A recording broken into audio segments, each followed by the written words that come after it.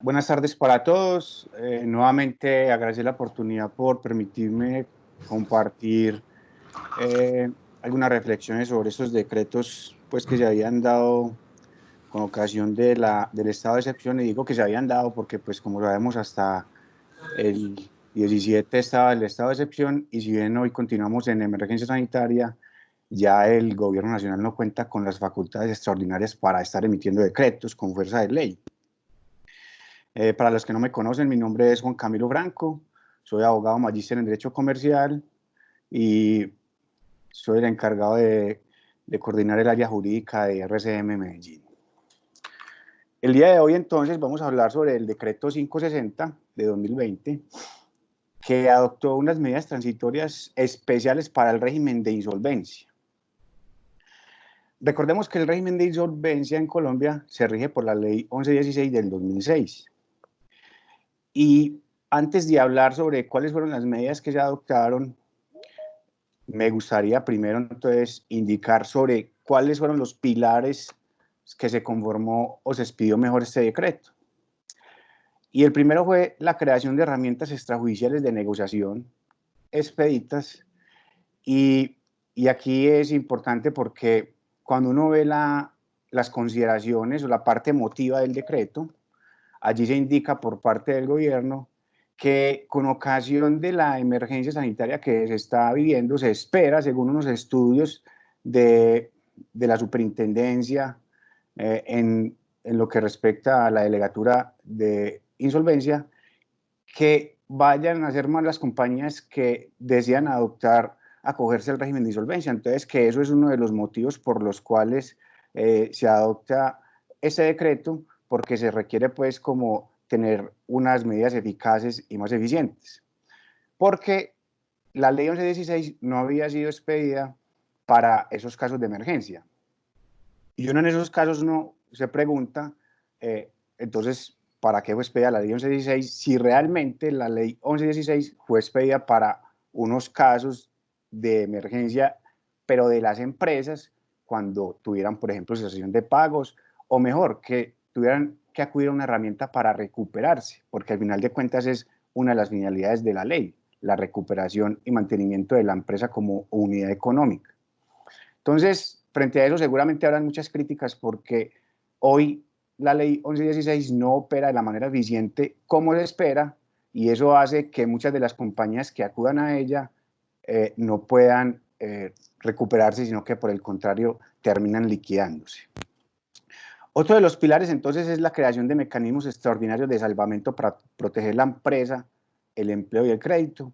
Aquí veremos más adelante que realmente sí se crearon unos mecanismos que no traía la ley 1116 y que ojalá operen de manera eficiente, porque realmente sí ayudarían a lo que es solventar las compañías que requerirán de alguna inversión o inyección de capital, y que allí entonces se van a dar unas ciertas garantías o prerrogativas para aquellas personas que desean invertir. También este decreto se fundamenta sobre unos beneficios tributarios, una suspensión de normas y obligaciones legales que veremos entonces al final. Bajo esos pilares, entonces, ese decreto tiene como finalidad crear un sistema de recuperación empresarial que permita preservar la empresa y el empleo sin descuidar el crédito. Realmente las normas de concurso, como anteriormente se conocían, las normas concursales, buscan principalmente es eso: proteger la preservación y conservación de la empresa como una unidad de explotación económica, porque finalmente recuerden que las empresas dentro de un Estado social de derecho como el nuestro cumplen una función también muy importante, que es una función social. Y dentro de esa función social, entonces también allí están los acreedores con quienes se tienen créditos, están por supuesto los empleados, quienes tienen, de acuerdo a una prelación de créditos, unas ventajas sobre otros, y, y esa es, digamos, una coherencia entre el decreto que se expide con esa finalidad y con lo que finalmente se han expedido las leyes concursales, como fue recientemente la 1116. La finalidad también es que los actores de la economía proporcionar soluciones efectivas y ágiles Aquí entonces volvemos a lo que decíamos anteriormente. Estas leyes se crean con la finalidad de que sean eficientes, que sean eficaces, pero hoy muchos consideran en la doctrina que realmente la ley 1116 ha carecido de eficacia es por las trabas que la Superintendencia de Sociedades ha implementado o ha establecido mejor frente a algunas normas que establece la ley 1116, como por ejemplo que a veces se exigen trámites que no, requisitos, perdón, que no se establecen en la 1116 o solicitan más documentos de los que se establecen en la ley 1116 para los procesos de admisión a reorganización. Entonces, esperemos que con estas normas realmente pues, se adopte una forma eficiente de acogerlas. Esta ley, digamos, se caracteriza porque está dirigida a las empresas afectadas como consecuencia de la emergencia económica, ecológica y social que decretó el gobierno nacional. Recordemos que ese decreto de esa emergencia económica y social fue el 17 de marzo y la ley dice que estará dirigido, este decreto estará dirigido a esas empresas que se vean afectadas directamente por la emergencia. Ahí resulta un poco, digamos, reflexivo uno preguntarse qué pasa con esas compañías que ya habían iniciado una solicitud de proceso de insolvencia que no se les ha resuelto y que valga la pena decirlo, la ley establece un término de 3 meses, pero que la superintendencia, o por lo menos el gobierno en la parte emotiva, acepta que eso se están demorando incluso 6 meses, 7 meses, y la doctrina incluso ha dicho que 1 año en un proceso de admisión donde se requiere es eficiencia, y eficiencia es porque las compañías cuando acuden a esos mecanismos es porque realmente requieren es que las apoyen, porque recordemos que uno de los efectos de la admisión en esos procesos es precisamente la suspensión de unos pagos o unas acreencias que tiene y que de alguna manera lo que va a permitir es que la compañía sobreviva en el futuro, que es una de las finalidades de la ley. De manera pues que la ley está dirigida a esas compañías, sin embargo, hay un artículo que está dirigido a aquellas empresas que ya están dentro del proceso de reorganización y pensaría yo que recordemos que esos decretos están sometidos a un control de constitucionalidad oficioso por parte de la Corte. Yo creería que sería muy acertado si la Corte en su control de constitucionalidad por el principio de igualdad, permitiera que muchas de las compañías que hoy están en trámite de proceso de admisión o incluso en las que están en proceso de reorganización se puedan acoger a algunos de los mecanismos que se adoptan en este decreto que realmente sí pensaría que podrían brindar un alivio para el sostenimiento de muchas compañías. Otra característica es entonces que este decreto tiene una vigencia de 2 años. Recordemos que las normas que emite el gobierno nacional a través de los estados de excepción son transitorias, salvo que se quiera que si que se quiere que sean permanentes, tendría que motivarse específicamente en el decreto. En este caso no fue así, entonces esta vigencia de este decreto será por 2 años. Otra característica es que el acceso expedito de los mecanismos de reorganización. Y aquí, frente a esto, es lo que decía en el primer comentario, es la eficiencia. Y aquí algunas normas, por ejemplo, no requerirán de una auditoría por parte del juez del concurso, sobre todo frente a aquellos documentos que se aportan para la solicitud como información financiera, contable. Y es porque en la 1116, y esto es una de las críticas que se le hace por parte de la doctrina, es que la superintendencia o el juez del concurso, cuando se hacía la solicitud de admisión al proceso de reorganización, con base en el artículo 14, inciso segundo, solicitaba más información. Entonces, finalmente, el juez del concurso terminaba haciendo una auditoría a los estados financieros, sugiriendo que se hicieran unas anotaciones, cuando en realidad la ley estaba diseñada para que se aportara una información que nos permitiera conocer suficientemente cuál era la situación económica de la compañía. Y parecía entonces que no era suficiente que se aportaran estados financieros certificados por revisor fiscal o por contador público, quienes según la ley dan fe pública de eso, y por el contrario pareciera entonces que se presumiera la mala fe. Y con base en eso, entonces, muchos de los procesos de reorganización es que tardan porque se le piden más documentos de los que la ley finalmente dice que se deben de aportar para el proceso de admisión. Otra entonces de las características es la flexibilización en el pago de pequeñas acreencias. Aquí entonces se da la posibilidad de que sin la autorización del juez se puedan pagar acreencias que se tengan con acreedores siempre que estos no superen el 5% del pasivo externo.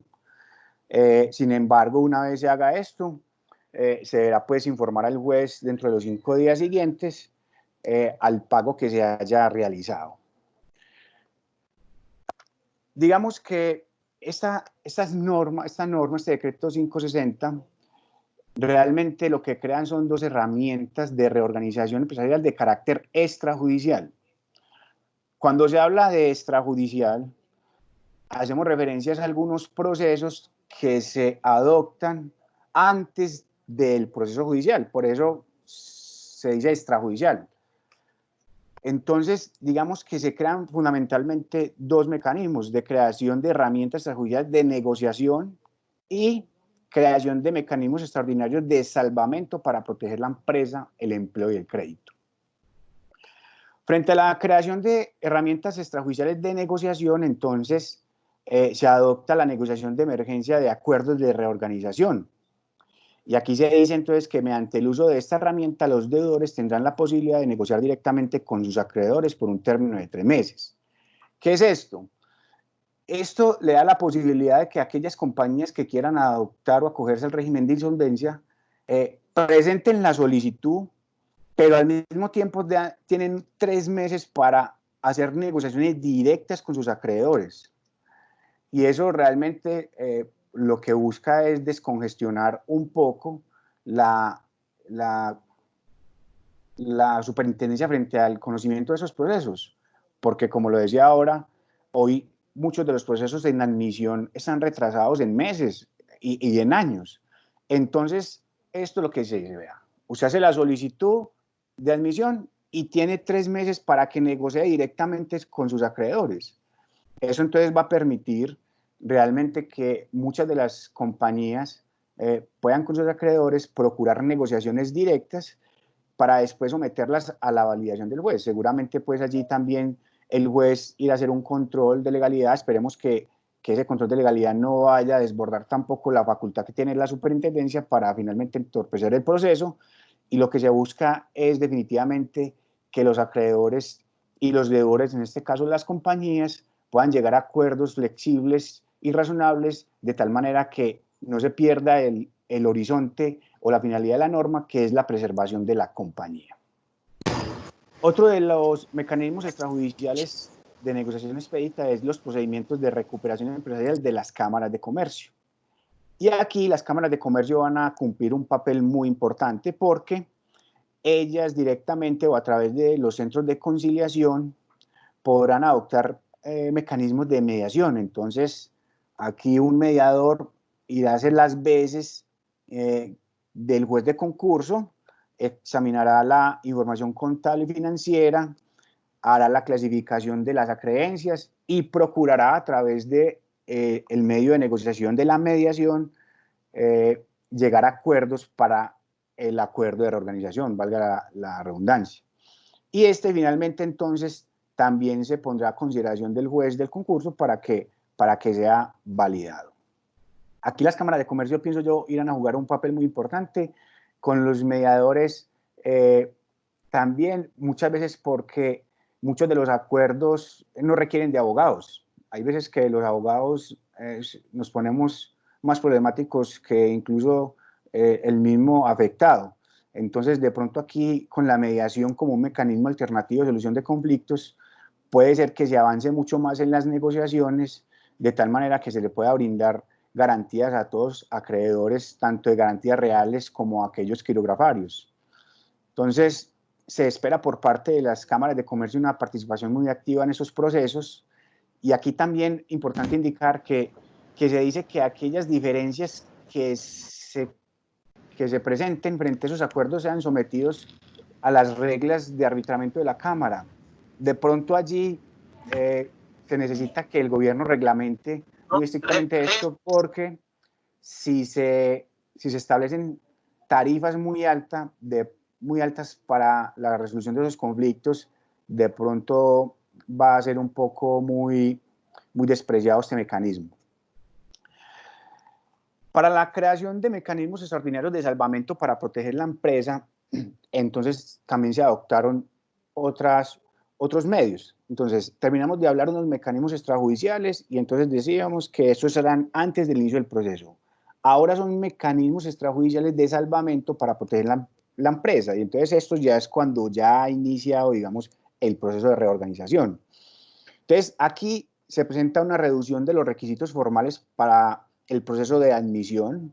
Eso no significa que realmente no se vaya a conocer la situación o se permita conocer mejor la situación real de la compañía, sino que se espera que el control de legalidad no sea tan flexible, tan exigético, perdón, como se venía haciendo por parte de la superintendencia, sino que realmente sea muy ágil y permita que las compañías puedan adoptar o verse beneficiadas con los beneficios, valga la redundancia, que trae estar admitida en un proceso de reorganización empresarial, como es, por ejemplo, la suspensión de procesos ejecutivos, como es, por ejemplo, la suspensión de algunos pagos, de algunas acreencias, hasta tanto no se tenga el acuerdo de reorganización.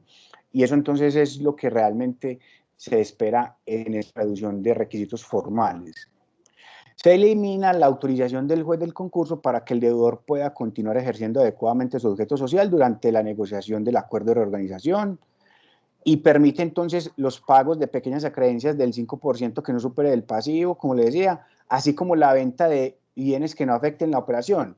Esto porque hoy, en el proceso, digamos, ordinario de la ley 1116, para poder llevar a cabo estos procedimientos se requiere autorización del juez. Entonces ahí de pronto se encontraba un problema porque no se esperaba la agilidad del caso, entonces se perdía la oportunidad del negocio, de pronto de conciliar, de poder salvar la empresa. Y entonces acá, cuando son bienes que no están relacionados directamente con el giro ordinario de los negocios y siempre que no supere el 50% del pasivo, entonces se podrá por parte de los administradores venderlos o negociarlos directamente con respecto a las acreencias que se tenga por parte de la compañía. Se crean mecanismos distintos para facilitar la aprobación de acuerdos de reorganización mediante el mejoramiento de flujo de caja de los deudores a través de capitalizaciones de acreencias. Y aquí es porque realmente lo que se busca es que las compañías tengan liquidez, porque muchas veces hay compañías que tienen un importante número de activos que pueden respaldar sus acreencias, pero realmente lo que mata a las compañías en algunas ocasiones es la falta de liquidez, la falta de poder afrontar las obligaciones de manera oportuna, porque sus acreedores o proveedores no les dan paciencia para poder pagar, y eso finalmente termina liquidándolas. Entonces, frente a esos mecanismos, se crean procesos de capitalización de acreencias, y aquí entonces se da la posibilidad de capitalizar pasivos que tengan la compañía, y esos pasivos entonces frente a la capitalización podrán adoptarse medidas como preferencia en pago de dividendos o de utilidades, y aquí entonces se vendrá seguramente reformas estatutarias que hoy, cuando son admitidos en proceso de reorganización, no se permite realizar. Entonces se facilita, o mejor, se motiva para que acreedores o inversionistas que vean que las compañías realmente son viables en el futuro, se motiven a invertir en ellas. Uno esperaría que con esos mecanismos se presente mucha agilidad, pero finalmente creería que lo que va a motivar a los inversionistas más que los beneficios que de la ley es realmente si advierten que las compañías son o no viables en el futuro. También dentro de esos mecanismos está la descarga de deudas, y aquí entonces hay una particularidad, y es que cuando las compañías tengan deudas que superen el valor de la compañía, entonces se faculta al juez del concurso para que descargue esos pasivos. Pero en este caso particular, las compañías van a tener que acoger un procedimiento especial, y es porque para el proceso de admisión tendrán que hacerse acompañar de un dictamen pericial de valoración de la compañía para poder descargar el excedente del pasivo que supere el valor de la compañía. Entonces aquí, digamos, la parte de dictámenes jugará un papel importante en los procesos concursales, porque ese dictamen se sujetará a las normas del Código General del Proceso y es un requisito para poder ser admitido en el proceso de reorganización y para poder descargar la deuda que supera o que excede el valor de la compañía.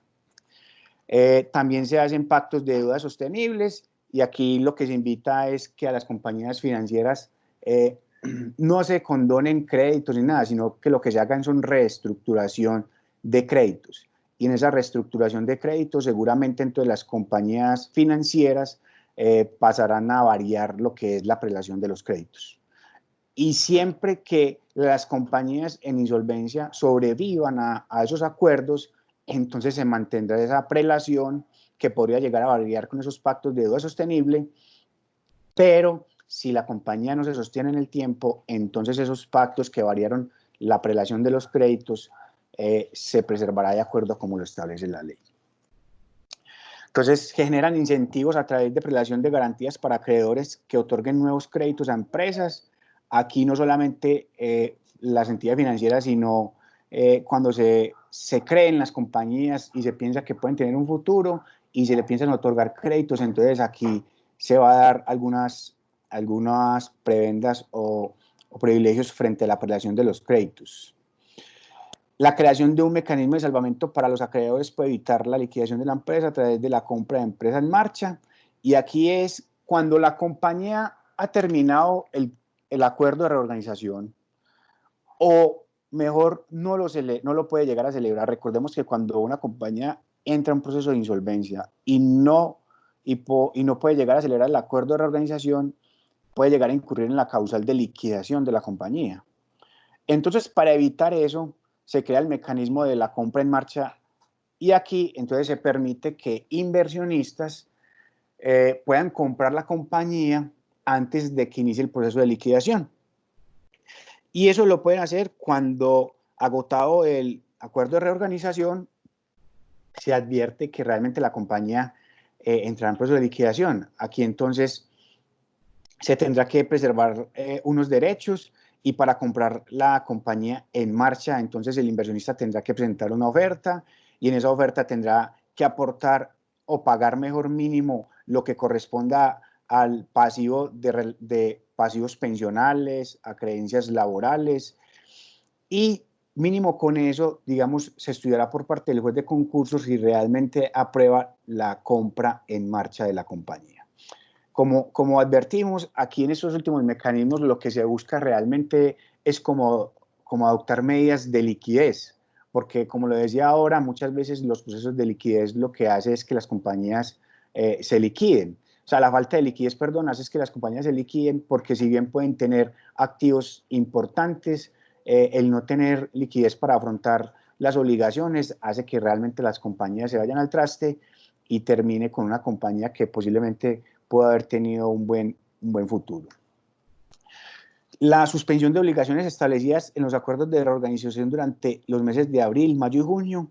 Esta medida de suspensión de obligaciones abarca aquellas compañías que hoy se encuentran en proceso de reorganización, ya admitido, y es que si estas compañías que ya están en proceso de reorganización se ven afectadas con ocasión de la emergencia sanitaria y no pueden cumplir las obligaciones de abril, mayo y junio, eso no será causal para incumplir el acuerdo que da al inicio del proceso de liquidación.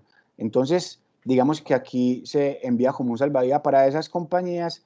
Claro que a partir de julio se consideraría que estarían ya en mora y lo que está haciendo finalmente es que estas compañías que tenían ya un acuerdo de reorganización suscrito y que con ocasión de esta emergencia no lo puedan cumplir en los meses de abril, mayo y junio, entonces eso no dará lugar al incumplimiento, mejor no se considera como incumplir el acuerdo, lo que no permitirá que se liquiden por esa causal y les permitirá entonces de alguna manera poder tener un alivio en estos meses para poder cumplir con esas obligaciones que ya se habían comprometido en el acuerdo.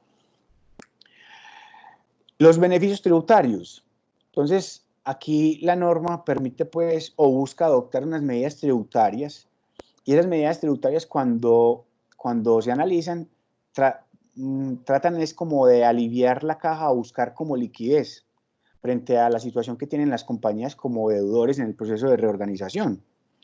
Y entonces uno de esos beneficios es que las compañías que están en proceso de organización no estarán sometidas a la retención o autorretención en la fuente a título de impuestos sobre la renta, ni estarán exoneradas de liquidar y pagar el impuesto de renta de que trata el artículo 807. Y aquí simplemente es que las compañías que están en este proceso de reorganización, entonces no estarán obligados al pago anticipado del impuesto de renta, porque recordemos que las compañías tienen que pagar anticipadamente un porcentaje del impuesto de renta que les tocaría pagar el año siguiente. Entonces, digamos, acá se exonera ese pago, realmente lo que se busca es, como lo decía hace un momento, liquidez. También están exoneradas, estarán sometidas a retención de la fuente a título de impuestos de la venta de IVA del 50%. Uno a veces no sabría si eso es beneficioso o no, porque ustedes saben que muchas compañías, cuando no les hacen la retención en la fuente a título de IVA, o mejor cuando tienen los recursos para el pago de impuestos, si no son organizados, salen debiendo más. Entonces yo creería, así como a modo de reflexión, que más que no estar sometidos, yo creo que el alivio sería o que ese IVA lo pudieran compensar con otras cosas, con un impuesto al consumo, no sé, por lo que si se quería era como permitir liquidez para las compañías, pero no sabe uno hasta qué punto podrá llegar a ser efectivo este beneficio. Por otra parte, se dice que no se encuentran obligadas a liquidar la renta presuntiva del año grabable de 2020, y aquí es importante indicar que las compañías que se encuentran en proceso de reorganización empresarial, según la 1116, se encuentran exoneradas de pagar el impuesto de renta presuntiva cuando tienen ya el acuerdo de reorganización aprobado. Aquí entonces, con esta norma, lo que se permite es que las compañías, desde el momento en que inician el proceso de reorganización, entonces quedan exoneradas de pagar la renta presuntiva del año grabable de 2020. Ya finalmente se da una suspensión de unas normas de carácter legal, y es el supuesto denominado de incapacidad de pago inminente previsto en el artículo 9 de la ley 1116 para los procesos de reorganización ordinarios por 2 años. Uno a veces no sabría si esta suspensión es buena o es mala, la verdad, porque fíjense ustedes, la suspensión denominada de incapacidad de pago es porque le da la posibilidad a algunas compañías que, si bien hoy no están en mora o no han incumplido sus obligaciones, cuando analizada su situación financiera ven inminente que podrían llegar a incurrir en una mora, podrían estar sometidas o solicitar mejor la admisión al proceso. Pero hoy lo que nos están diciendo, no, usted se somete al proceso de insolvencia solo si incumple. O sea que habría que esperar a que las compañías estén en mora y cumplan con los requisitos de que trata el artículo 9, y es que básicamente entonces la compañía tendría que estar más de 90 días en mora, con más de 2 acreedores. Entonces hay veces no sabe uno si fue bueno o no la suspensión, porque habría compañías que, si bien es cierto, hoy están pasando por una dificultad, seguramente no están en mora, pero que proyectan que en unos meses estarán insolventes, ¿cierto? Entonces yo creería que ahí esa suspensión no fue muy acertada. También se suspende el artículo 37 y 38 relativo al trámite de procesos de liquidación por adjudicación, y esto pues con ocasión de la posibilidad que se da de que se vendan algunos bienes que no hacen parte del giro ordinario de los negocios. También se suspende la configuración de la causal de disolución por pérdidas prevista en el artículo 457 del Código de Comercio y en el artículo 35 de la Ley 1258, de manera tal entonces que las compañías hoy no podrán invocar como causal de disolución por pérdida, no podrán invocar como causal de disolución la pérdida por más del 50%. Aquí entonces resulta un poco problemático, porque recordemos que muchas de las compañías no celebraron las asambleas ordinarias, esperando seguramente a que pasara la emergencia sanitaria. Entonces aquí ya la norma quedó ya suspendida, de manera que no la podrán invocar si pretendían tener algún alivio frente a algún proceso de liquidación privada que podría también ser eficaz para algunas compañías. También se suspende la obligación establecida en el numeral quinto del artículo 19 del Código de Comercio, que esta consiste básicamente en la obligación que tiene todo comerciante de, una vez tenga cesación de pagos, informarle al juez civil del circuito del domicilio respecto a esta carencia de cesación de pagos, y es una obligación, digamos, establecida para todo comerciante. Realmente la práctica no se ve mucho, pero por lo menos en este decreto se suspende esa medida. Estas, digamos, son las reflexiones y en resumido lo que trata el decreto de insolvencia. Muchas gracias y quedo atento a resolver cualquier inquietud. Aló. Lo escuchamos, quien pueda. Gracias, me parece muy interesante su exposición. Mi nombre es Pablo López, abogado de la ciudad de Bucaramanga. Me parece muy interesante de varios aspectos. Es decir, yo he tomado nota porque realmente estoy desarrollando la lectura de una forma pausada del decreto 560, que a mi modo de ver no es una muy buena alternativa para la situación de emergencia económica que acaba de decretar el gobierno, por los siguientes aspectos. A mí me parece que lo que tú dices, es decir, cómo se va a eliminar la figura o se va a suspender la figura de la incapacidad de pago inminente, cuando ahora más que nunca se necesita esa figura para las empresas. Es decir, la incapacidad de pago inminente es un hecho notorio a nivel nacional en todos, absolutamente en todo el escenario económico y para todos los sectores económicos. Quiere decir ello que cualquier empresa, obviamente frente a las circunstancias que estamos viviendo y que están totalmente inactivas, en su gran mayoría, estas empresas, para prever una situación futura de amparo y de protección de su actividad productiva y obviamente de sus activos, era una figura fundamental y esencial para los procesos de reorganización, sin que se esperara la mora de los 90 días o los dos procesos ejecutivos en curso. Ese es un primer aspecto que me parece que la norma realmente no da ningún beneficio a los empresarios e inclusive crea una cortapisa para poder facilitar a los empresarios al acudir al proceso de reorganización. Esa es una primera pregunta, pero a su vez me cabe un interrogante frente a los procesos de reorganización o de reorganización de emergencia que habla la norma y los que se tramitan ante la Cámara de Comercio. Son, de hecho, acuerdos extrajudiciales. El deudor asume la iniciativa de adelantar estos procesos de reorganización y procurar un acuerdo con sus acreedores, pero eso está suficiente arreglado con el decreto 1730-2009, donde el deudor toma la iniciativa de la negociación con sus acreedores. Posteriormente, una vez conseguido el acuerdo, la propuesta de los acreedores, el juez del concurso asume el control de legalidad y valida el acuerdo absolutamente sin ningún costo, y son procesos que realmente, si bien es cierto, la norma te da 4 meses para negociar, es un plazo máximo, porque si tú te pones de acuerdo con los acreedores en un proceso de validación extrajudicial, usted puede lograr un acuerdo en un mes. La norma dice máximo 4 meses, pero si su empresa está en una situación difícil, usted puede celebrar un acuerdo en un mes y llevárselo al juez, obviamente con toda la publicidad y todo frente a los acreedores y con todos los ordenamientos de tipo jurídico que establece el decreto 1730 del 2009 para la consecución de esos acuerdos. Porque a mí me parece absolutamente de ningún aporte jurídico en cuanto a la dinámica de los procesos y de las empresas, existiendo este decreto 1730. Y hay una cuestión y un elemento muy importante. Estamos en las empresas en crisis desde el punto de vista económico. ¿Para qué le vamos a generar más costos que los procesos se ventilen hacia adelante ante las cámaras de comercio? Es decir, el 1730 permite que el decreto sea totalmente gratuita, reglada por el decreto 1730, y simplemente el juez valida el acuerdo y hace el control de legalidad.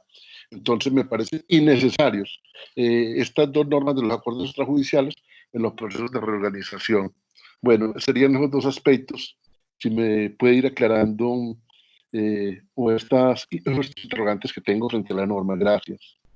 Qué pena, don Pablo, pero me podría precisar la pregunta porque se entrecortó, digamos, un poco y escuché fue la reflexión.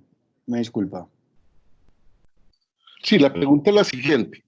¿Sí? De acuerdo al interrogante que usted mismo se hace frente al análisis de la norma.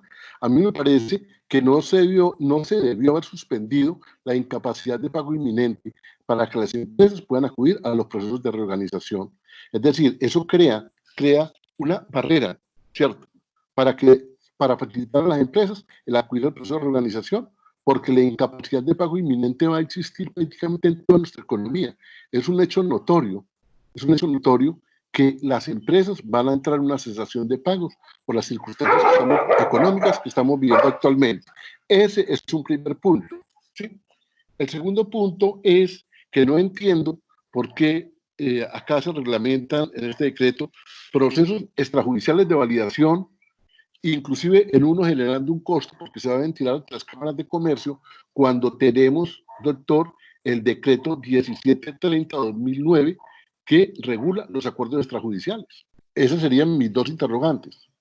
Sí, no, es desafortunado sobre la suspensión de esa norma frente a cuando hay cesación de pagos. Realmente uno no entendería porque ahí es más el perjuicio que se va a causar que otra cosa. Pero frente a la validación de los acuerdos judiciales, el tema es que lo que está regulando el decreto son los acuerdos que inician o que se podrían llegar a dar cuando ya el proceso de reorganización ha iniciado. Y aquí lo que están dando la posibilidad es que realmente se den antes de que el proceso de reorganización inicie.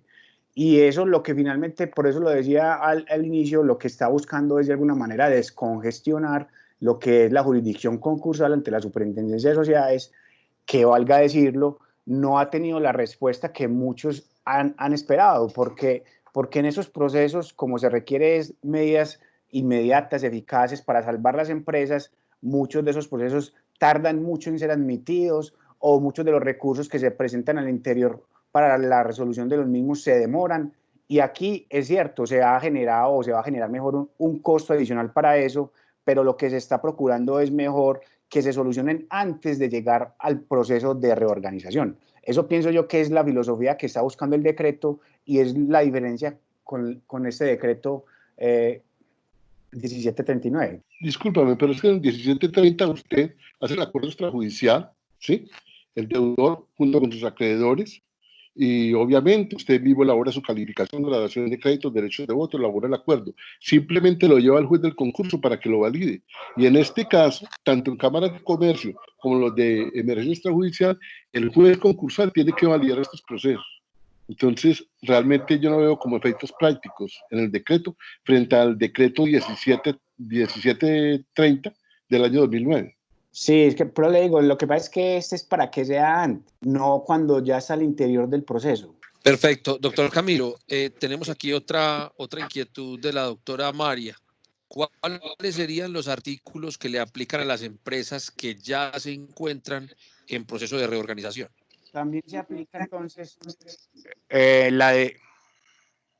también se aplica aquella norma de, usted le decía, se aplica para las normas que establecen la cesación de los pagos, le da la posibilidad a las compañías que están en proceso de organización de que no pudieran realizar pagos en abril, mayo y junio, para que entonces en julio puedan presentar una nueva proyección ante el juez de concurso y así no se vea como incumplido el acuerdo de reorganización.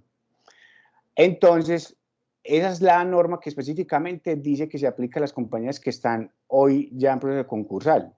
La interpretación que se haría es de otras normas, como por ejemplo aquellas compañías que ya venían admitidas en proceso de reorganización, pero que por ejemplo se ven afectadas por la emergencia económica, entonces a ver si se les podría también aplicar aquellas normas que están relacionadas con el sostenimiento de los créditos en el tiempo. Correcto. Pregunta también la doctora Karen si las autorretenciones también comprenden las autorretenciones especiales en renta. Me imagino que cuando pregunta por las autorretenciones especiales está preguntando por la autorretención. Claramente la norma dice que no estará sujeto ni a retención ni a autorretención. Sí, efectivamente, doctor Mauricio, la norma ahí no hizo una especificidad, entonces no distinguió mejor. Entonces sabemos que a nivel de interpretación, donde no se distingue, no es de distinguir, ahí digamos aplicaría así como usted lo indica. Bueno, doctor Camilo, muchas gracias por su conferencia, muy constructiva. Gracias a don Pablo por su intervención y a las demás personas que hicieron las preguntas.